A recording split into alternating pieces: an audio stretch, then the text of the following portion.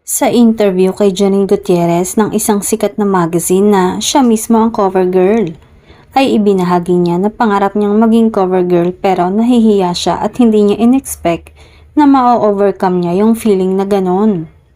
Nakakatuwa lang malaman na simula nang maging sila ng boyfriend niyang si Jericho Rosales ay mas naging open si Janine sa publiko ng mga bagay na gusto niyang makamit at yung mga fear niya na gusto niyang malagpasan. Siguro nga ay malaki ang naitulong ni Echo para ma-boost ang confident ng aktres na makapag-explore pa.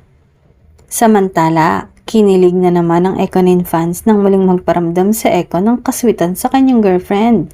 Nang i-post ng aktor ang picture ni Janine bilang isang cover girl na dream come true para sa aktres.